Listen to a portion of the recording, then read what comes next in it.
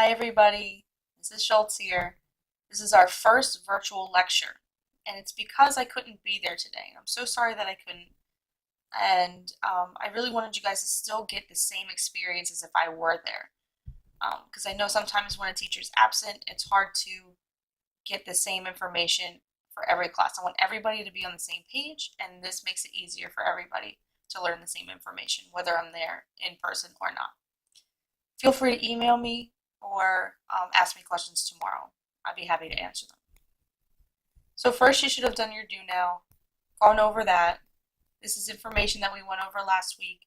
You should definitely still have your notes in your binders or your notebooks, wherever you keep them, and bring them every class because you're going to need them often to refer back to. Many of the things that we learn about in science class build on each other, so going back to them is going to help in the future. Went over the image of the day. I know we did some fun stuff with camouflage last week, and the sea creatures. And sea creatures aren't the only ones that can do really cool camouflage things, and we'll see many more examples this year, including our tiger.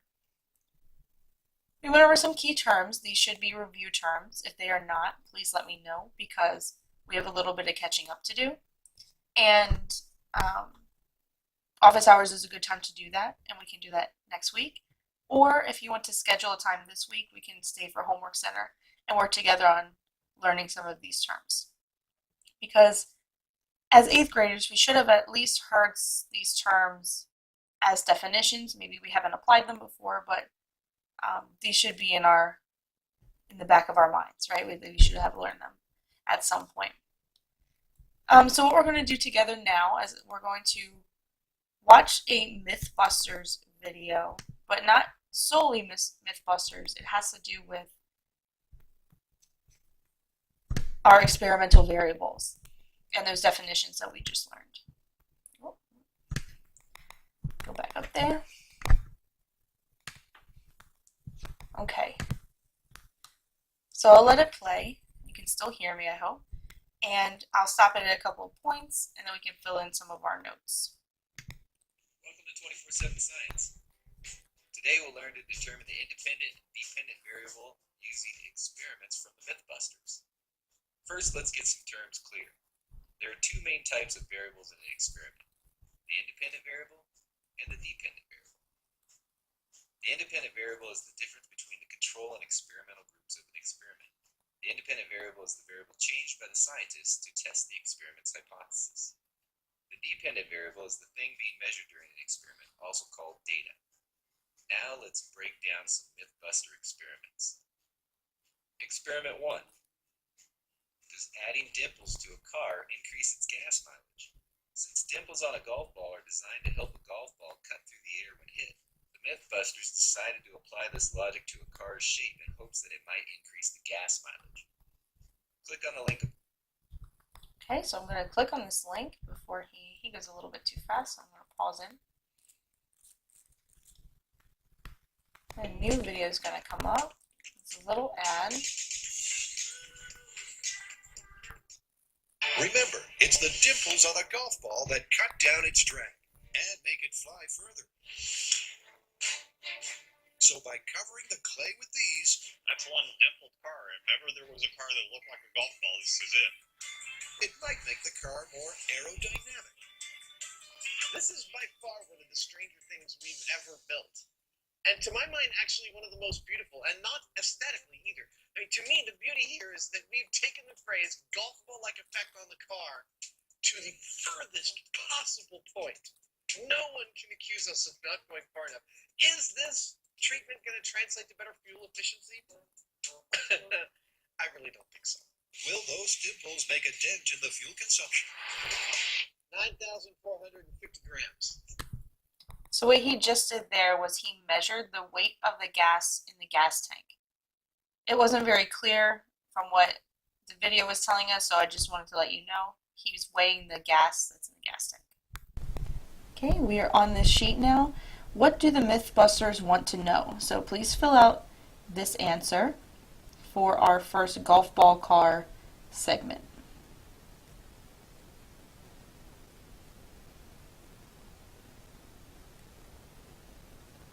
Okay, so if you haven't had a chance, you may pause this video The students can finish filling out the answer and then resume. What's our start weight? Well, by now you know the drill. Main tank solenoid is on. Let's go, Dimple Car! Now. But despite 5 runs at 65 miles per hour, the clay catastrophe never comes. So it's over to Adam. 8,972 grams. All right. Time to do a little math. What'd you get? Okay. The clay car with no dimples was 26 miles per gallon and change. The dimpled car, 29.65 miles to the gallon.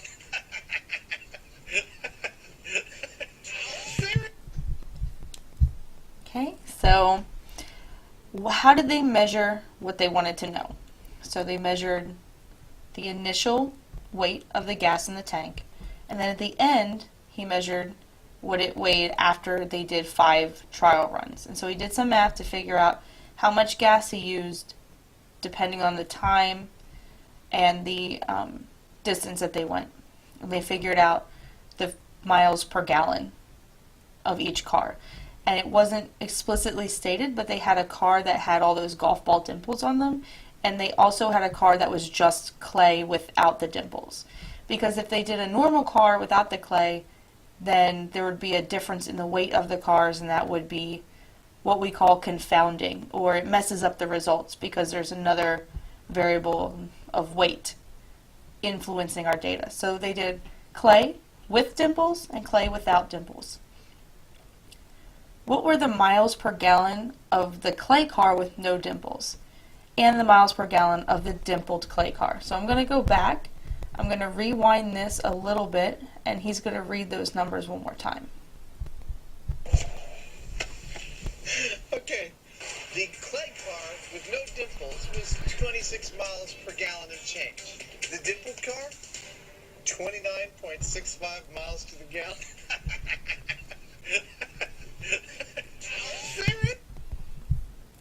Okay, those were our 2 numbers for the miles per gallon for both different cars. So what did they conclude? Let's see. It's a golf ball like that. I feel like eating my beret, and I'm not gonna. That's awesome. We totally didn't expect that result.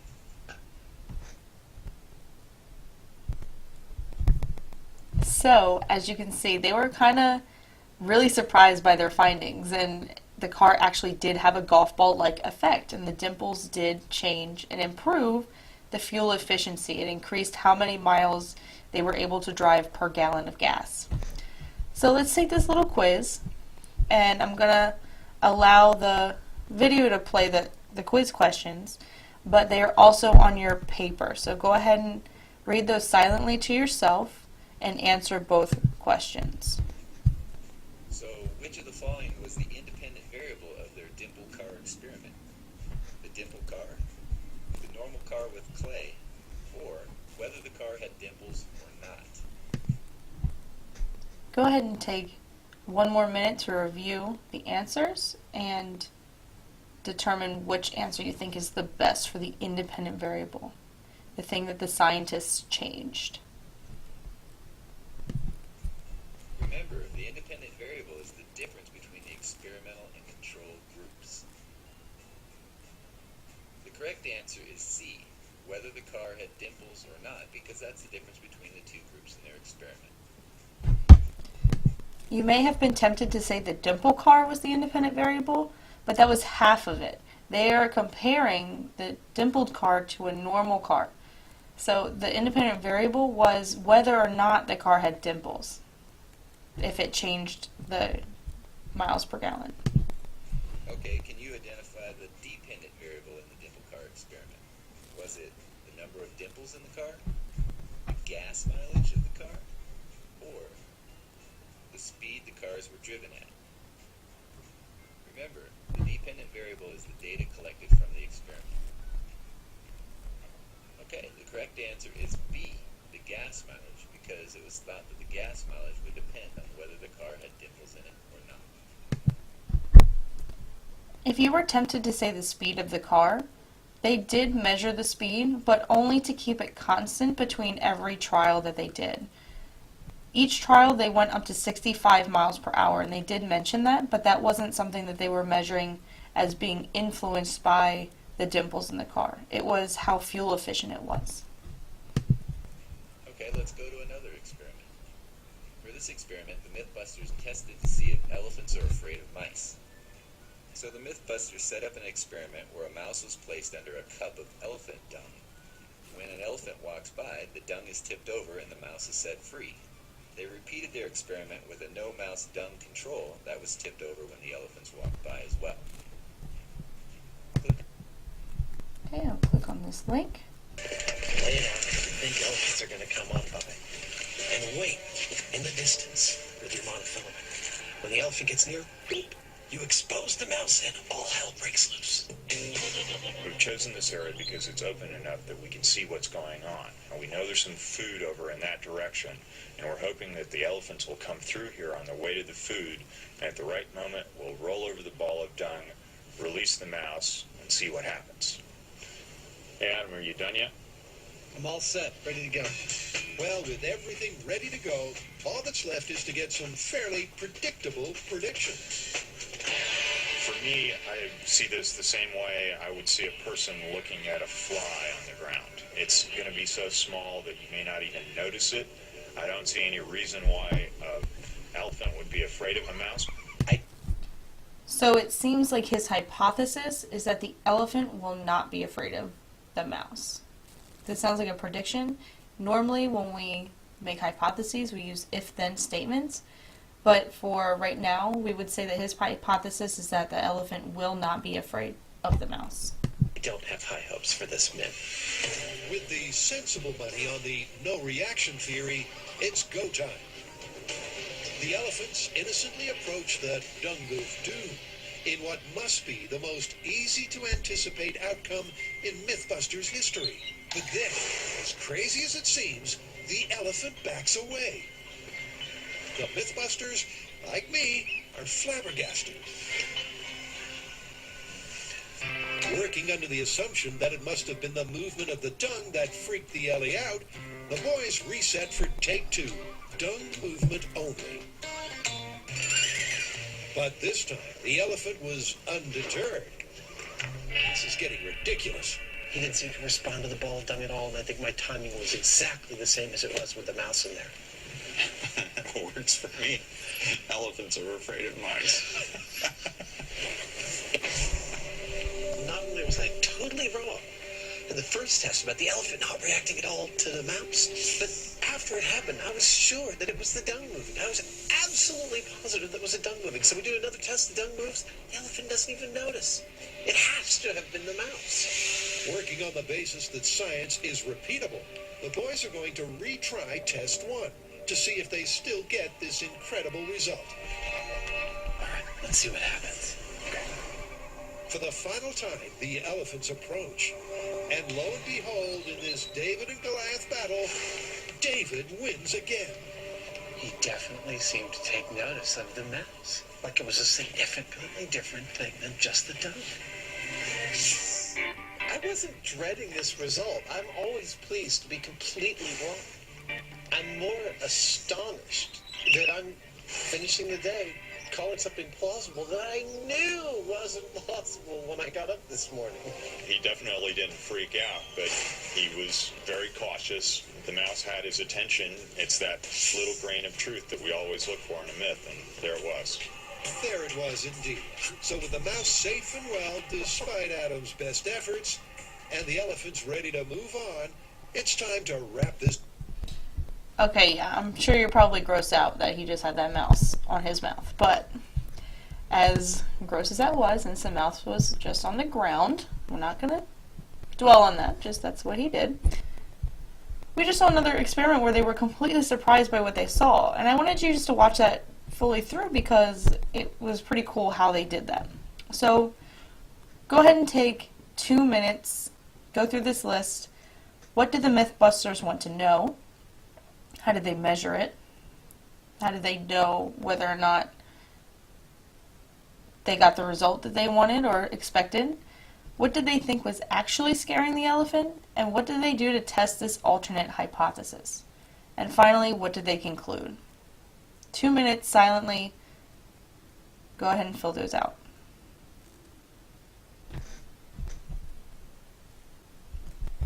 Okay, so hopefully the video is paused and we are back together now.